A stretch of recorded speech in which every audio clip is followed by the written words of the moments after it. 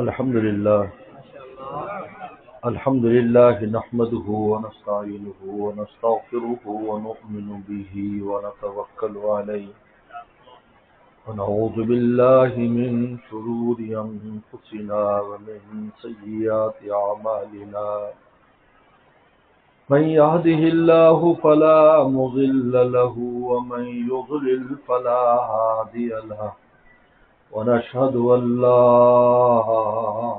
إله إلا الله وحده لا شريك له ونشهد أن سيدنا وسندنا وحبيبنا وشفيعنا محمدا عبده ورسوله صلى الله تعالى عليه وعلى آله وأصحابه وبارك وسلم. أما بعد فأعوذ بالله من الشيطان الرجيم. بسم الله الرحمن الرحيم. الله ولي الذين آمنوا يخرجهم من الظلمات إلى النور. فقال تعالى: ألا إن أولياء الله لا خوف عليهم ولا هم يحزنون الذين آمنوا وكانوا يتقون. قال النبي صلى الله عليه وسلم: أحبب من شئت فإنك مفارق، وكما قال عليه الصلاة والسلام. صدق الله صدق رسوله النبي الكريم. میرے محترم بزرگ اور دوستو، اللہ تعالیٰ نے قرآن مجید میں پہلے اپنی دوستی کا اعلان فرمایا ہے. اللہ ولی الذین آمنوا، میں دوست ہوں کن کا؟ ایمان والا. ہر وہ بندہ جو ایمان والا ہے اللہ نے اس کو دوستی کی دعوت دی ہے. ولی الذین آمنوا، میں دوست. میرے مرشد عارف باللہ مولانا شاہ کی مختص صاحب رحمۃ اللہ علیہ فرماتے تھے، اگر اللہ ہمیں یہ نہ کہتے کہ میں تمہارا دوست ہوں تو ہماری زبان یہ نہیں تھی کہ ہم خدا سے دوستی طلب کرتے. کہاں اللہ کی ذات ہے اور کہاں ہم جیسے فانی لوگ جن پر ہر وقت فنا طاری ہے. ہر وقت فنا، ہم ہر وقت فنا میں. ممکن کہتے اس کو جو ساتھ الفنا ہوتا ہے اس کو ممکن کہتے، کسی وقت بھی فنا ہو جائے. کیونکہ اللہ والے تو فرماتے ہیں کہ جو کچھ ہمیں نظر آتا ہے یہ وہم اور خیال ہے، اس کی حقیقت نہیں، کیونکہ فنا کے تحت آج ہے کل نہیں. جو چیز کل نہیں وہ سمجھو آج بھی نہیں ہے، آج ہی نہیں. اس لیے پیغمبر السلام نے عبداللہ ابن عمر سے کیا فرمایا؟ کن فی الدنیا کانک غریب او عابری سبیل وعد نفسک من اہل القبور. 3 باتیں فرمائیں اور 3 باتوں میں ان کو تیسرے مرتبے تک رسول اللہ کی ذات تھی، ایک لمحے میں کہیں پہنچا دیتے تھے. آپ کی ذات، آپ کی تو ایک نگاہ میں ہمیشہ کے لیے جنتی ہو جاتا تھا. ایک نگاہ پڑی.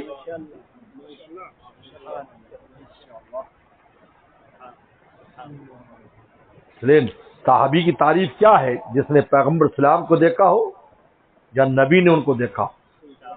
کیونکہ نبینا صحابی نے تو رسول اللہ کو نہیں دیکھا، لیکن رسول اللہ نے ان کو دیکھا ہے.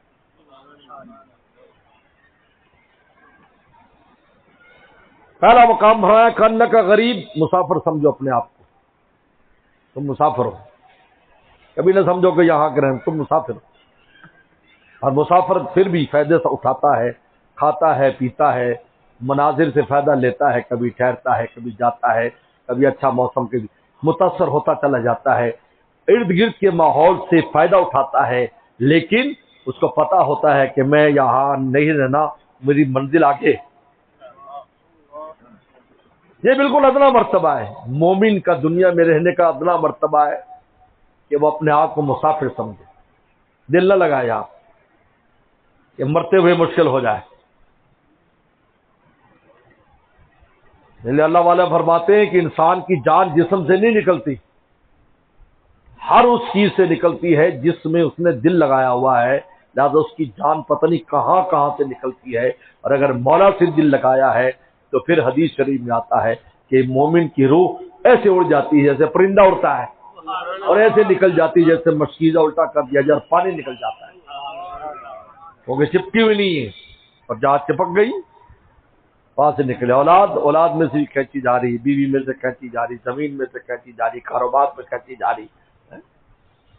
اور اگر حرام چیزوں سے دل لگایا ہے تو سخت تکلیف ہے، سخت تکلیف.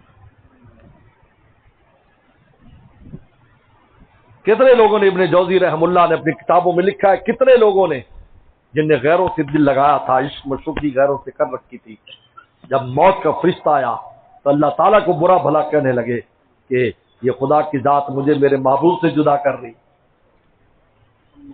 وہ وقت جس وقت کلمہ پڑھ کے جانا چاہیے اور ہمیشہ کی ابدی نعمتیں ملنے والی ہوتی ہیں، اس وقت اس غیر اللہ، اس حرام تعلق اس پر غالب آ گیا اور مولا کی محبت، مولا کے دربار میں جانے کا اس کو فکر نہیں ہوئی، اس کی فکر ہوئی. ابن جوزی نے لکھا یہ اتنی خطرناک چیز ہے. ہو گیا دنیا میں کسی کو اس کے محبوب جدا کرو تو اس سے ہوگا نا، بچے کو آپ ماں سے جدا کرو گے تو لڑے گا تمہیں،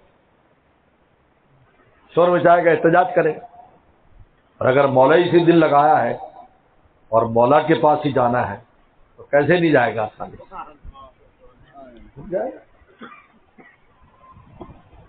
کاننا کا غریب دوسرا مرتبہ، اور عابری سبیل، مسافر تو ٹھہرتا بھی، عابری سبیل سے ہو جا جیسے راستہ عبور کر رہا ہے.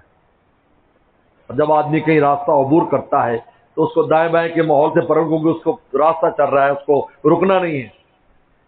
آپ گاڑی میں بیٹھ کے بس میں جاتے ہیں تو آپ دائیں بائیں کوئی منظر نظر آ جاتا ہے، لیکن آپ نے کہا ٹھہرو ٹھہرو بھائی یہ خوبصورت منظر ہے، میں یہاں ٹھہر جاؤں، ایسا نہیں ہے. لیکن رسول اللہ نے اس سے آگے فرمایا عد نفسک من اہل القبور، اپنے آپ کو مردوں میں شمار کرو. اور دیکھو زندہ ہو کر بھی مردہ، فنا تاری. تو ہم وہ لوگ جن پر فنا تاری ہے اور جن کی جو مٹی سے بنے ہیں اور کوئی حیثیت نہیں ہے، لیکن صرف ایمان کی وجہ سے کہ ہماری مٹی میں ایمان شامل ہے، اللہ دوستی کی دعوت دے رہے ہیں. اللہ ولی الذین آمنوا، اے ایمان والو ہم تم سے دوستی کرنا چاہتے ہیں. زیادہ کیجیے، کتنی بڑی نعمت ہے، کتنی بڑی نعمت ہے. اللہ فرماتے دوستی، کیونکہ دوستی کا جو مقام ہے سب سے اونچا مقام ہے. غلامی کا مقام غلام نیچے ہوتا ہے، لیکن جب دوست بنا لے تو پھر برابر ہو جاتا ہے. حضرت لقمان حکیم رحمت اللہ علیہ کی آپ حالات پڑھیں، سورہ لقمان پوری نازل ہوئی. غلام تھے، باغ میں کام کرتے تھے، غلام تھے، دیانتداری سے کام کرتے تھے. انار کا باغ تھا، آقا نے کہا کہ انار کا جوس نکال کر لاؤ. جب میٹھے میٹھے انار لاؤ تو انار لے آئے تو ترش تھے. ہونے کا لقمان 10 سال ہو گئے میرے باغ میں کام کرتے تھے، پتہ نہیں کس درخت پر میٹھے ہوتے کس پر ترش ہوتے ہیں. تو نے کہا میں نے 10 سال میں کبھی نہیں چکھا کہ کون سا انار کیسا ہے، کیونکہ میری ڈیوٹی حفاظت تھی، کھانا اور چکھنا نہیں تھا. آج تو اللہ ہمیں معاف فرمائے، اللہ ہمیں معاف فرمائے، اللہ ہمیں معاف فرمائے.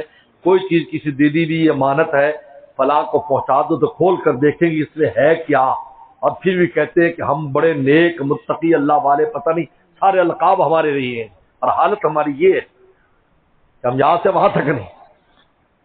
لیکن اللہ والے کے پاس ایک آدمی نے وقت لگایا، اب اللہ والوں کی تو نگاہ دیکھ لیتی، کہتی جی میں تو کامل ہو چکا ہوں، بہت کچھ میں نے سیکھ لیا، اب اجازت دیں میں چلا جاؤں. کہا کہ اچھا ٹھیک ہے دیتے اجازت.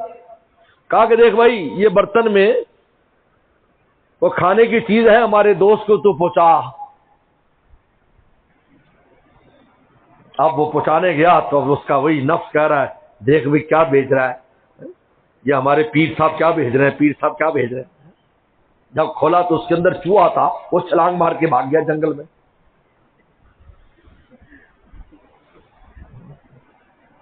واپس آیا، برتن لے کر پہنچایا، حسین بیٹھا، کہا کہ تو کہتے تیری تربیت ہو گئی، ابھی اور رگڑے کی ضرورت ہے۔ 10 سال باغ میں کام کیا، یہ پتہ نہیں کہ کس کے اوپر کیسا پھل آتا ہے۔ یہ صابر کلیری رحمۃ اللہ جو ہمارے چشتی بزرگ ہیں، ہمارے سلسلے کے بڑے جو بزرگ ہیں جن سے ہمارا سلسلہ ہے، صابر کلیری رحمۃ اللہ علیہ، علاؤ الدین نام ہے تو صابر کا لقب کیوں پڑا؟ یہ بھی عجیب بات ہے، صابر لقب پڑا۔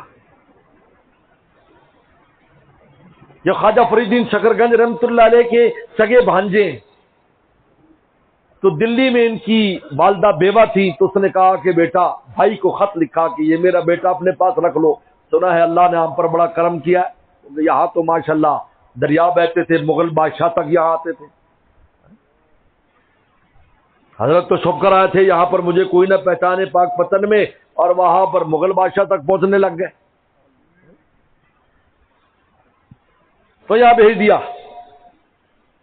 تو حضرت نے ان کی ڈیوٹی مطبخ پر لگا دی کہ بھائی تو مطبخ کے انچارج آپ ہو، اور حضرت کے دل میں یہ بات تھی کہ بھائی وہ بیٹا ہے، بچہ ہے، وہاں کھائے گا پیے گا اور طبیعت بھی اچھی رہے گی، کھائے گا پیے گا، لنگر وافر ہے، لنگر چل رہا ہے۔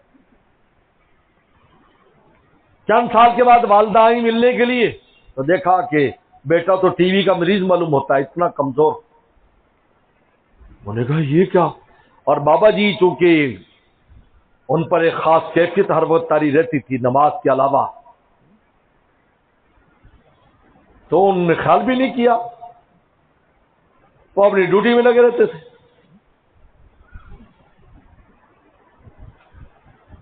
بہن ناراض ہوئی، بھائی تھے ناراض ہوئی، یہ کیا کیا؟ سارے خادم کیسے موٹے تکڑے لال سرخ، اور میرے بیٹے کا کیا حال ہے؟ بیٹا پیش ہے، بیٹا یہ کیا؟ وہ تو یہ تو مطبخ میں ڈیوٹی لگائی تھی تو روٹی نہیں کھاتا۔ انہوں نے کہا مامو جان آپ نے مطبخ میں لنگر تقسیم کرنے کی ڈیوٹی لگائی تھی، مجھے نہیں کہا تھا تو بھی کھا لیا کر، میں نے کبھی کھانا لنگر سے نہیں کھایا، بلکہ بھوک لگتی تھی تو دریا ستلج کنارے جا کر ڈیلے جن کا اچار پڑتا ہے وہ ڈیلے اور ایسی چیزیں کھا کر میں گزارا کر لیتا تھا، لیکن میں نے مطبخ نہیں کھایا اس لیے کہ آپ نے صراحتاً اجازت نہیں دی تھی، اور میں اللہ سیکھنے آیا تھا، میں روٹی کھانے کے لیے نہیں آیا۔ یہ صابر کا جو لقب ہے اس لیے پڑا ہے صابر کلیری، اللہ نے کہا سلسلہ پھیلا ہے۔ آج امداد اللہ مہاجر مکی رحمۃ اللہ علیہ جیسے انسان اس سلسلے میں، حکیم محمد تھانوی رحمۃ اللہ جیسے انسان اس سلسلے میں، حضرت گنگوہی رحمۃ اللہ علیہ جیسے انسان اس سلسلے میں، حضرت نانوتوی رحمۃ اللہ جیسے انسان، ایک بڑے بڑے نام۔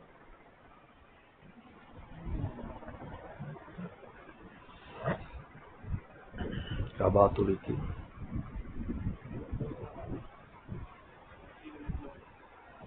تو حکیم لقمان اب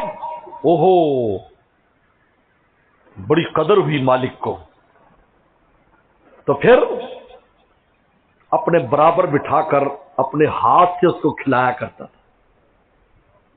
غلامی سے کہاں پر آیا وہ؟ دوستی پر، دوستی پر آیا تو کہاں بٹھایا؟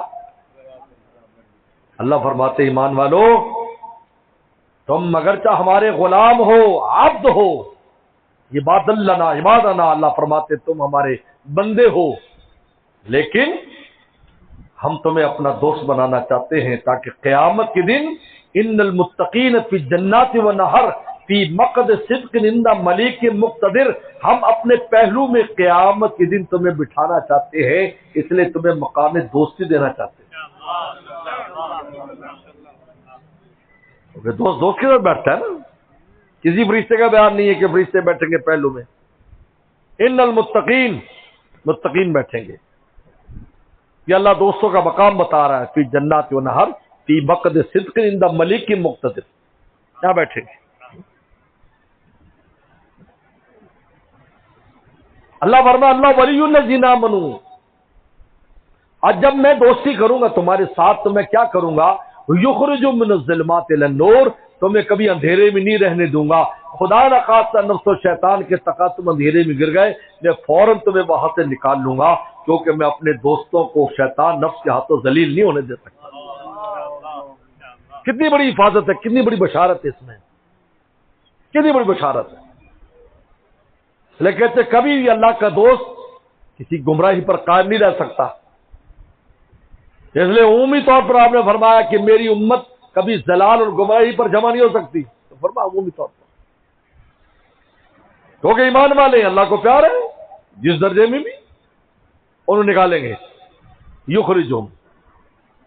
یخرجہم کا صیغہ فعل مضارع، یعنی ابھی بھی نکالیں گے، مستقبل میں بھی نکالنے کا وعدہ کرتے ہیں. آئندہ بھی اگر تم کسی گڑھے میں گر گئے ہم تمہیں نکالیں گے. ظلمات الی النور، اگر گناہ ظلمت ہے، اندھیرے میں انسان گر جاتا ہے، اللہ معاف فرمائے، ہم فوراً نور میں لیں گے، توفیق توبہ دے کر پھر اپنا بنا لیں گے.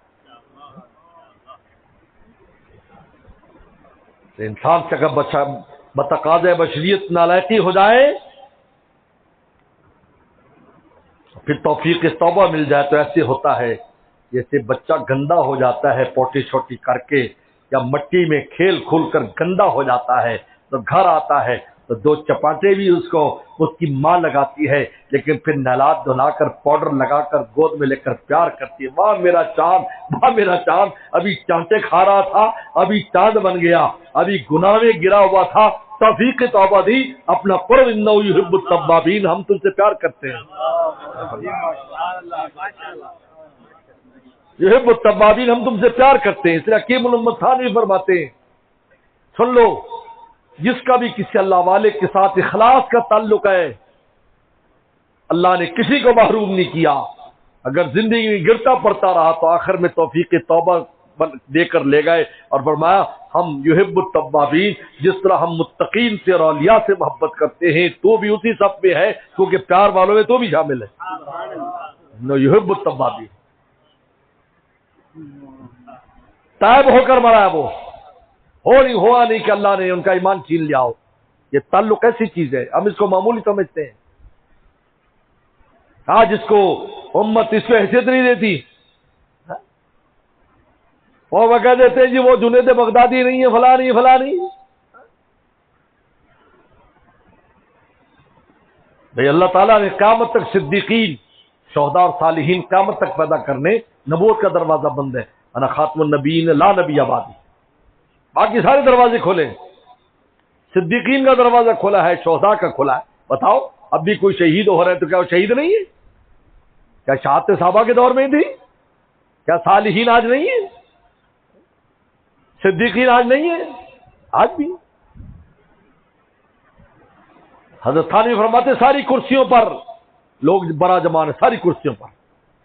غزالی بھی ہے اس زمانے میں، جیلانی بھی ہے اس زمانے میں، شبلی بھی ہے، جنید بھی ہے، سب اس زمانے میں موجود ہیں. تلاش کرنا آپ کا کام ہے. کوئی کرسی خالی نہیں. کائنات کا کیسے خالی ہو جائے بھائی بتائیے؟ اس لیے کہ ایک عقلی دلیل دیتا ہوں کہ پہلے زمانے میں کیا ہوتا تھا کہ جب امتوں میں بگاڑ آتا تو نبی آ جاتا تھا، وہ نبی آ کر اس بگاڑ کو سنوارتا تھا، وہ مرکز بنتا، سب اس کے ساتھ لگتے. پھر وہ نبی چلا جاتا، کچھ وقفہ گزرتا، لوگوں میں گمراہی آنے لگتی، اور پیغمبر 1,24,000 پیغمبر آئے، لیکن رسول نے فرمایا انا خاتم النبیین لا نبی بعدی، میرے بعد کوئی نبی نہیں ہوگا. تو قیامت تک آپ کے دین کو لے کر چلنے والے اولیاء کرام اور علماء ربانیین ہوں گے، جو ہر زمانے میں امت کو اٹھاتے رہیں گے، سیدھا کرتے رہیں گے، راستے پر ڈالتے رہیں گے، تاکہ رسول اللہ کا دین قیامت تک جائے. اس لیے آپ نے فرمایا کہ یہ علماء امتی کو انبیاء بنی اسرائیل، میری امت کے علماء بنی اسرائیل کے نبیوں کی طرح ہیں. ہر 100 سال پر ایسے اللہ والے آئیں گے، ایسے مجددین آئیں گے، ہر 1000 سال پر ایسے مجددین آئیں گے، اور ہر وقت امت میں ایسے لوگ رہیں گے جن کی صحبتوں سے، جن کی باتوں سے، جن کی نگاہوں سے، جن کے دل کے اثر سے لوگ ہدایت پکڑتے رہیں گے.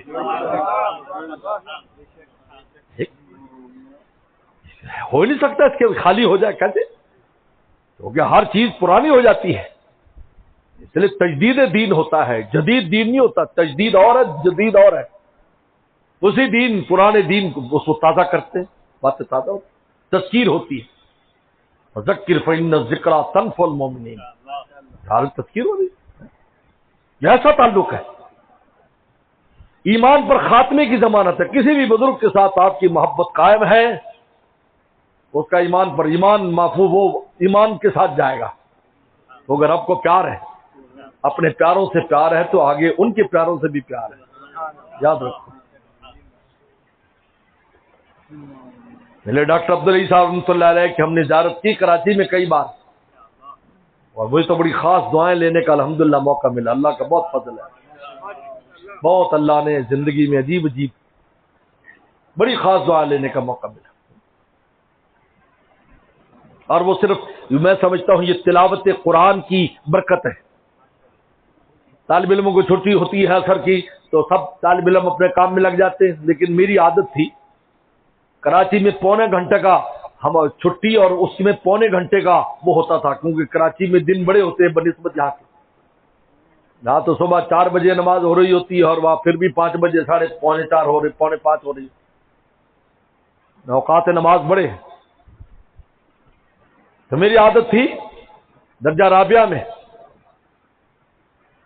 کہ جو ہی عصر چھٹی ہوتی میں وضو کر کے مسجد چلا جاتا، تلاوت کرتا، بالکل نماز کھڑی ہونے تک تلاوت کرتا اور تفسیر کا مطالعہ کرتا، تفسیر عثمانی، اس میں تلاوت بھی اور اس میں تھوڑا ترجمہ وغیرہ دیکھ لینا، یہ معمول بنا ہوا تھا۔ تلاوت کے صبح کو فجر کو ٹائم نہیں، کیونکہ فجر کو مطالعہ کرنا ہی کرنا، صبح ہنگامہ ہوتا ہے،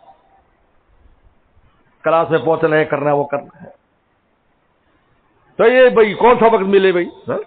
لوگ کہتے ہیں ہمارے پاس حضرت ٹائم نہیں، مفتی شفیع صاحب کے آدمی آیا، کہا کہ حضرت ٹائم ہی نہیں ہے معمول کرنے کا، ذکر تلاوت کا۔ تو حضرت نے فرمایا کہ بھائی یہ کیل لے کر مارو نا اس دیوار میں، ذرا مارو۔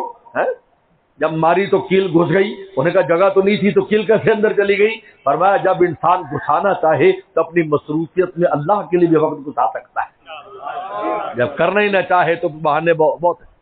خیر اللہ نے دل میں ڈالا، اس وقت تلاوت کر لیں، کچھ تفسیر پڑھ لیں۔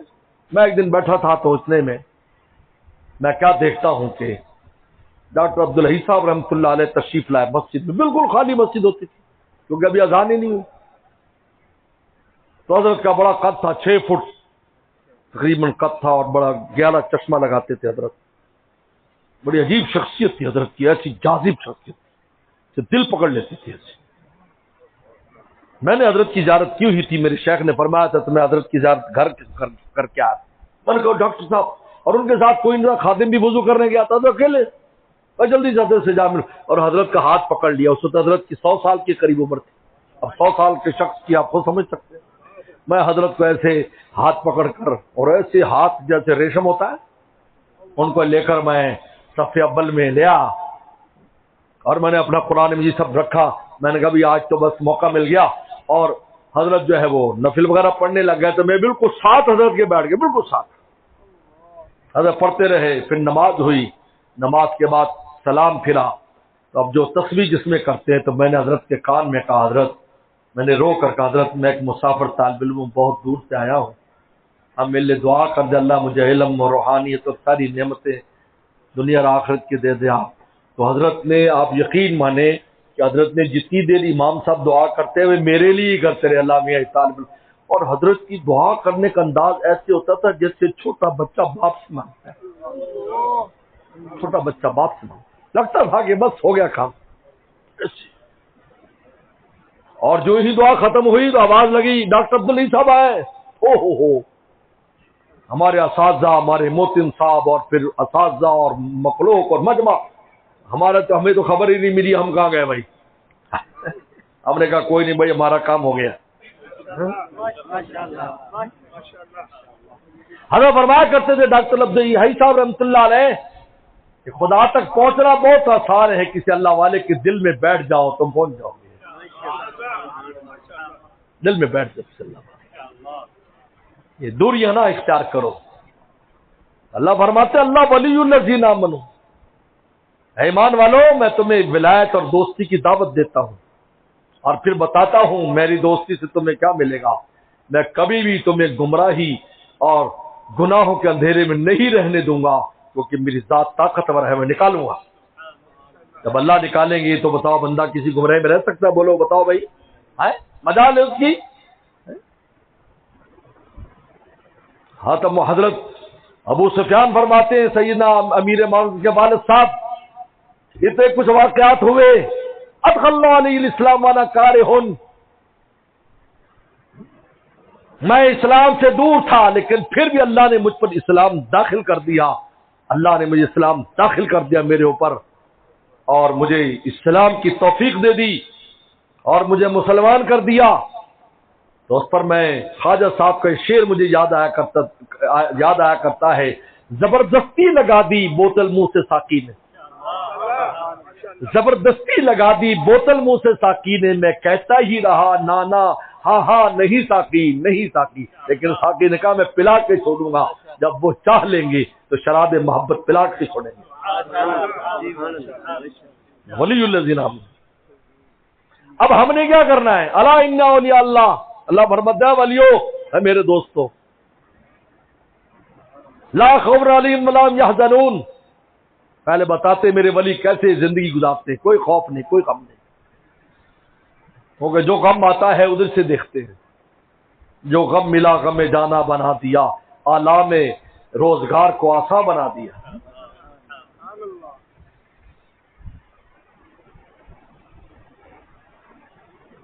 لیکن کون ہے الذین آمنوا کانوا یتقون, جو ایمان لائے اور تقوی کے ساتھ رہتے ہیں. میں تمہیں دوست بنانا چاہتا ہوں اور میں کہتا ہوں کہ میں تمہارے ساتھ کیا کروں گا. تم اگر میرے دوست بننا چاہتے تو دو کام کرو, آمنو, الحمدللہ آمنو ہے, کانوا یتقون, تقوی اختیار کرو, گناہوں کو چھوڑو, نفس و شیطان سے جان چھڑاؤ. کانوا یتقون کا مطلب کانوا یتقون یہ بھی فعل مضارع کہ ابھی بھی تقوی سے رہو, مستقبل میں بھی تقوی سے رہنے کا عزم رکھو. آئندہ بھی گناہ نہیں کرے گا, اب بھی نہیں کریں گے. اسی عزم پر ملتا ہے. شرح قائد میں دیکھیں پڑھ کر, شرح قائد میں سوال اٹھایا ایک آدمی 40 سال مسلمان رہا یا 50 سال مسلمان رہا, ہمیشہ کی جنت کیوں دے دی اس کو؟ چلو ڈبل دے دیتے 100 سال, چلو 10 گنا دے دیتے 1000 سال, 500 سال. لیکن اللہ فرماتے ہیں خالدین ابھی ابدا, ہمیشہ رہو گے. اور ادھر جہنمی کافر نے 40 سال گناہ, 40 سال کفر کیا, 50 سال کفر کیا, ہمیشہ کے لیے جہنم میں خالدین ابھی ہمیشہ رہے گا. جبکہ اس نے 50 سال 100 سال, یہ تو عدل کے خلاف معلوم ہوتا ہے. تو جواب یہی دیا علماء نے کہ مرتے وقت ان کی نیت دل دیکھا گیا. مومن جب مرا ایمان پر تو اس نے کہا اللہ کروڑ سال عمر دے دے تیرا بن کے مروں گا, اور کافر مرا کروڑ سال عمر دے دے میں نے تیرا نہیں بننا. اللہ نے کچھ عمل پر اور کچھ ان کی نیت پر دیا. تو فرماتے کانوا یتقون, ابھی بھی متقی رہو, رہندہ کہ موت تک متقی رہیں گے.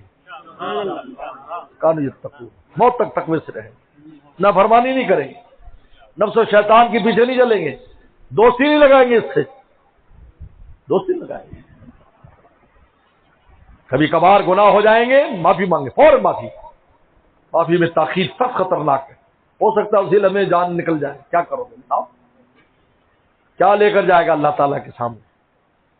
نے کہا کہ موت کا ہر وقت دھڑکا ہے, ہر وقت توبہ استغفار میں رہے, غفلت نہ کرے. وہ کہتے کر لیں گے جی, بڈھے ہو جائیں گے سب کر لیں گے, یوں کر لیں گے سب کر لیں گے. میں نے خود ایک بڈھے کو دیکھا ہوگا جی کوئی نہیں ابھی بہت ٹائم ہے جی, کر لیں گے جی, اتنی کیا جلدی, خود 70 سال عمر تھی. اگر ظالم اس کے بعد بھی کوئی وقت آنے والا ہے. نذیر کا ایک تفسیر, جان نذیر کا ایک تفسیر سفید بال بھی کیا ہے کہ جب سفید بال آ جاتے ہیں تو نذیر آ گئی, مطلب ڈرانے والا آ گیا, ابھی آ جا بھائی تیرا ٹائم نزدیک آ گیا. بلکہ ایک حدیث میں آتا ہے 40 سال ہوتے ہیں فرشتہ اترتا ہے, دن الرحیل دن الرحیل, جانے کا وقت قریب آ گیا, قریب آ گیا. اس لیے ابن جوزی نے تو پورا ایک نصاب مرتب کیا ہے. سید الخواطر ایک کتاب ابن جوزی کی، اس میں اس نے بڑی ترتیب اچھی لکھی کہ 20-25 سال تک تو علم حاصل کرو، صحبتوں میں رہو، اللہ اللہ اللہ اللہ سیکھو. 50 سال تک 40 سال تک خدمت میں لگے رہو. 50 سال تک اپنے وقت میں سے آدھا وقت اللہ اللہ میں لگاؤ، آدھا دین کی خدمت میں لگاؤ، یا کوئی دنیا داری جو بھی کر رہے ہو تم. 50 سال کے بعد 2/3 وقت اللہ اللہ میں لگاؤ، 1/3 وقت اپنے کام میں لگاؤ. اور 60 سال کے بعد بوری بستر باندھ لو. چلیے کہ 60 سال اور 70 کے درمیان رسول فرمایا میری امت کی عمر ہے، لہذا 60 سال میں تو مکمل تیار رکھو، کسی وقت بھی دوست آ جائے گا. دوست بڑا خطرناک، دیکھ کے بڑے بڑوں کے پیشاب نکل جاتے ہیں، پہچان بھی کرا دیتا ہے، اپنی پہچان بھی فوراً پہچان ہو جاتی ہے، آ گیا عجیب ہے، فوراً پہچان. کیونکہ آپ نے فرمایا میری امت کی عمر 60 سے 70 کے درمیان ہے. ابن جوزی نے پورا نصاب مرتب کیا. دیکھیں اپنی زندگی میں کیا حالات ہیں، غفلت ہی نہیں جاتی ہماری، بڑی بڑی عمروں میں غفلت نہیں جاتی. اللہ نے معاف فرمائے. بڈھے ٹھہرے ہو گئے، ٹانگیں بھی کام نہیں کرتی ہے، چل بھی نہیں سکتے، گناہ نہیں جاتے ہمارے، فکر آخرت نہیں ہے، مولا سے دل نہیں لگا. اس لیے میرے دوست تقوی اختیار کرو. تقوی کیسے آئے گا؟ خود زور لگانا پڑے گا، ہمت کرنی پڑے گی، اور اللہ والوں کی صحبت اختیار کرنی پڑے گی. صحبت سے بڑی جلدی تقوی آ جاتا ہے، بڑی جلدی. گناہ خود ہی چھوڑتے چلے، چھن چھن چھن چھن چھوٹ جاتے ہیں، خود ہی چھوٹ جاتے ہیں، خود ہی چھوٹ جاتے ہیں. ابھی ایک دوست نے بتایا میرے ساتھ حج کیا، کہا کہ پہلے بھی میں نے حج کیے لیکن کبھی کوئی معمول نہیں بن سکا. آپ کے ساتھ حج کیا، سارے معمول آنے کے بعد بھی سیدھے ہیں. میں حیران ہوتا ہوں، پہلے بھی حج کیے، اس دفعہ کیا مسئلہ ہے؟ تو سب میں آیا کہ ساتھ رہنے کی برکت ہے، تو معمول سارے سیدھے چل رہے ہیں الحمدللہ. کیونکہ چلہ ہی ہو جاتا ہے، 40 دن ہوتے ہیں. لیکن میرے شیخ نے فرمایا اس زمانے میں چونکہ وقت تھوڑا ہے تو 20 دن کا بھی چلہ ہوتا ہے. اور میرے شیخ نے فرمایا، ایک آدمی کا میں بہت مصروف ہوں، 20 دن میرے پاس لگاؤ. ان کا درست چلہ تو نہیں ہوگا، پر میں یہ جیل والا چلہ ہے. جیل میں رات اور دن الگ شمار ہوتے ہیں قیدیوں کے، لہٰذا 10 سال قید کا مطلب ہے 5 سال قید. سن لو یہ اصطلاح، اللہ نے لے جائے کسی کو جیل میں، لیکن میں تمہیں بتا رہا ہوں، یہ نہ خوش ہو جاؤ جیسا نہیں. اللہ آپ معاف فرمائے، جیل کے تو ایک رات نہیں گزرتی انسان کی، یہ تو جانے والوں سے پوچھو. رو رو کے کوئی مجنون زندہ میں کہہ رہا تھا یا رب میرا ویرانہ، یا رب میرا ویرانہ. ایک دیوانے کو قید کر دیا تو ہر وقت روتا تھا. انہوں نے کہا تو کیوں روتا ہے؟ وہاں تو تجھے روٹی بھی نہیں ملتی، تو جنگل میں رہتا ہے. کہا نہیں، وہاں پر جس طرح آزادانہ مولا کو یاد کرتا تھا، اور میاں بڑی پابندی ہے، 7 بندے بیٹھے ہوئے اور یہ سب اجنبی جنبی لوگ ہیں، اللہ سے دور ہے، یہاں میرا دل گھٹتا ہے. اگرچہ یہاں جیل میں روٹی مل رہی ہے لیکن نہیں. وہ کیا کہتا؟ رو رو کے کوئی مجنون زندہ میں کہہ رہا تھا، جیل میں کہہ رہا تھا یا رب میرا ویرانہ، یا رب میرا ویرانہ. اللہ معاف فرمائے، اللہ سب کی بات. ویسا کام نہ ہو کہ ہم جیل میں جائیں.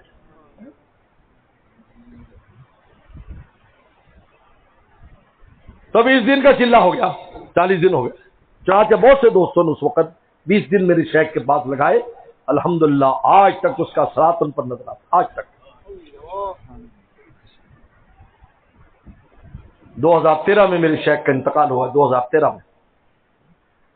آج آپ دیکھیں کتنے سال ہو چکے، 13 سال تقریبا ہو چکے تو دنیا سے گئے. لیکن آج بھی ان کا فیضان لوگ ایسے معلوم ہوتا ہے جیسے کل کی بات ہے. دل آج بھی اس گدا، کیونکہ اللہ والوں کی جب نگاہ پڑ جاتی ہے نا کہیں، بس وہ پتھر ہیرا بن جاتا ہے. جب ہیرا بن جاتا ہے تو دوبارہ پتھر بننے والا نہیں ہے. ہاں کمی بیشی آ جائے گی اس کے اوپر، لیکن جب بھی اس کو تراشا جائے گا تو پھر وہ ہیرا ہی نکلے گا بیچ میں. یہ بس اللہ مجھے آپ کو عمل کی توفیق عطا فرمائے. زبردستی میں بریک لگا رہا ہوں. زمانہ بڑے غور سے سن رہا تھا، زمانہ بڑے غور سے سن رہا تھا، ہم ہی تھک گئے داستاں کیسے کیسے.